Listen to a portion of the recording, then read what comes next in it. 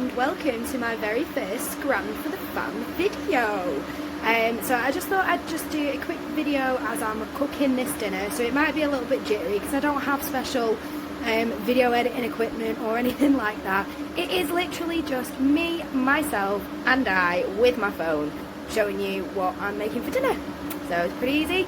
I always use cheap stuff, so most of the meals that I make are super cheap. And tonight we are having spinach and ricotta pasta wheels, I guess.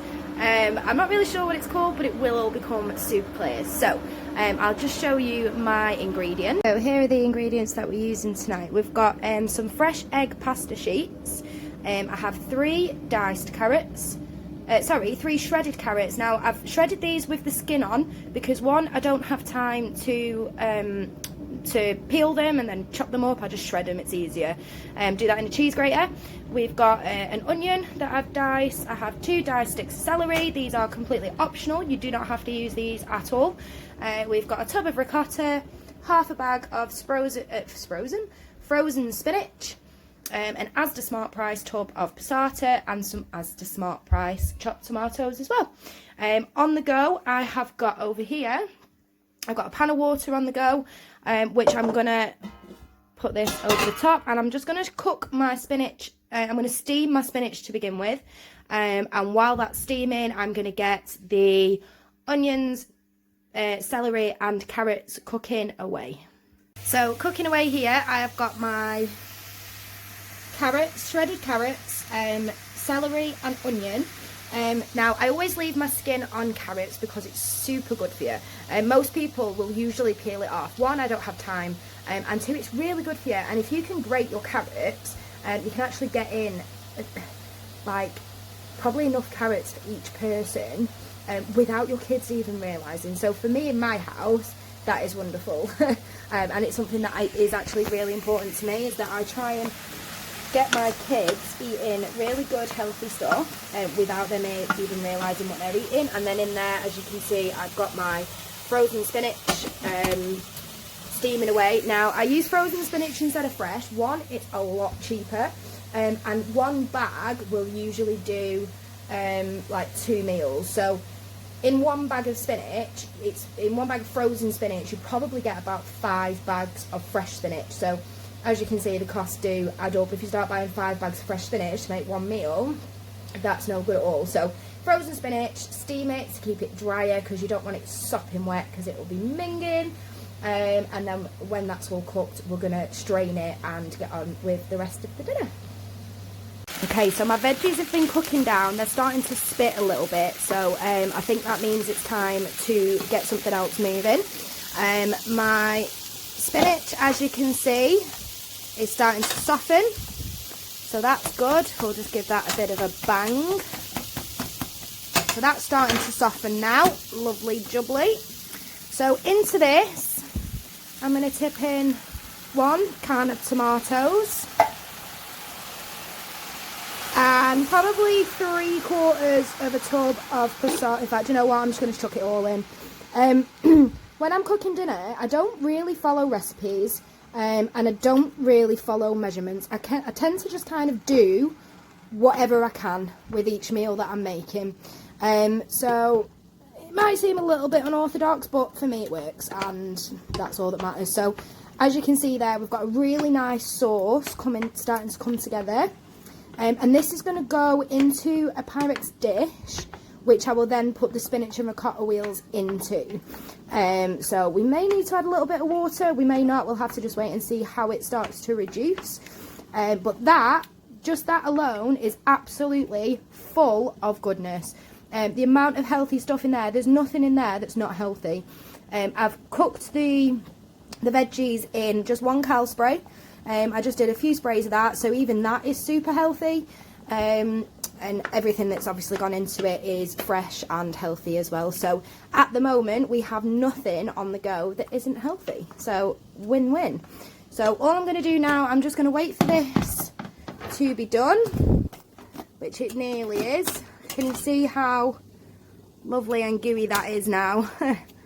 So we'll just give it a little bit longer just to make sure that it's completely defrosted, and super hot throughout, and then we can drain that off and get on to the next step. So I've got my veggies now bubbling away, as you can see, and the spinach is also ready. So what I'm going to do, I don't know how I'm going to do this with my phone in my hand, but we'll give it a go. I'm going to take that off the heat, and I have a strainer in a bowl ready to start pressing out some of those juices. Now the key to this meal is that it's dry spinach. You don't want loads of wet spinach with this meal because it's just not gonna work. Oh, dropping it into my if you drop it into your stuff, it doesn't matter, it's all gonna come together anyway. So you just have to bear with me, it takes a little bit of time with one hand. Okay, so that's all my spinach in my strainer. Okay, and all I'm going to do is get a ladle and just start pushing out those juices. So as you can see, there's quite a lot of juice in there already, and we've barely even started. So I'm just going to push out as much of that juice as I can. We don't need it, it's not important. Oh, and she spilled it. Never mind. But I'm just going to push out all those juices. So I will come back to you when the next step is ready. Okay, so I have strained my spinach, got rid of the water and just chucked it in this bowl, because what I'm going to do now is put in some ricotta. Now ricotta, I love ricotta, it's so nice. And it's not as expensive as you probably think it would be. So I'm just going to add probably, I don't know, 3/4 of that. I'm sure I can make use of the rest. So I've added 3/4 of ricotta into my spinach, and I'm just going to give that a good stir. And then all we need to do then is let it cool down a little bit so we can like handle it, if you will. Now I've actually just put the ricotta straight into the hot spinach. I had a bit of a moment then where I thought, oh, is that going to like make it curdle? But no, it seems absolutely fine. So what you want to end up with is that. Okay, now when it's a bit warm now, so I'm just going to take my dressing gown off. And we'll take the scarf off as well for good measure. Right, so the next step of this process then is to get your tomato sauce and pop it straight into your Pyrex dish. Now, obviously, I don't normally have my Pyrex dish stacked on my tea and coffee canisters, but it's the only way that you're going to be able to see what I've done. So, I'm just going to pop that in there like that. Make sure it's all nice and even. Alright. And we're going to take our spinach and ricotta swirls and just place them upside down like that in there, and repeat. So the kids have come to join me, so it is a little bit noisy and a bit crazy in here this evening. So what I'm going to do, I'm just going to show you the next step of the process. I've already done most of it, so I just thought I'd show you the very last step, if you will. So I've got one of my egg lasagna sheets, and into that spinach water, the one that we steamed the spinach with, I'm literally just going to dunk it in. I'm not going to burn myself because I'm not going to put my hand low enough to do so. I'm just going to soften it up just a little bit so it becomes pliable, so I can play with it a little bit. Okay, so it's just there on my thing. And I'm going to use the last bit of my spinach and ricotta on there. Oh. And we're just going to roll that out, just so it takes up as much space as you can get it to take up. Let's get it nice and full. And then we're just going to roll it. Now, once it's been rolled, I'm going to cut it in half here and here so it comes into 4, and then we're just going to pop it into tomato sauce. So that's all my pasta done. I've decided to use the last little bit of the ricotta just to kind of throw on in there. I'm hoping when it goes in the oven it will all melt. So we'll get rid of that spoon. And then the very last thing to do, which you can do if you like, or if you are calorie counting, you absolutely don't have to. But we love a bit of cheese in our house, so I'm just going to sprinkle some cheese all over the top of that. And that now is ready to go in the oven, probably anywhere between, I don't know, 30 and 40 minutes. I preheated my oven to 180.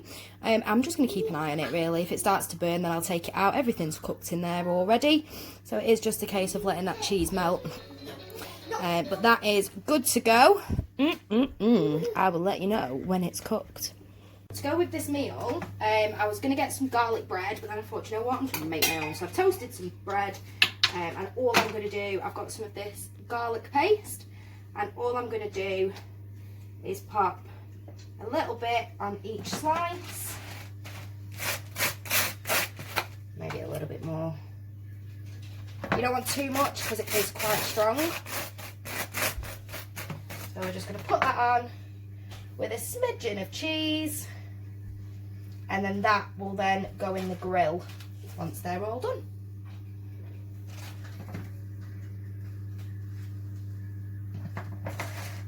So dinner has been cooking away for about 25-30 minutes, and to me that looks pretty special.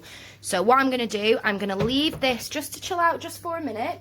I'm going to pop my garlic bread into the grill to let that cheese melt, and I'm going to dish it up. So once it's all dished up, I will take a photograph and you'll be able to see the finished article on a plate.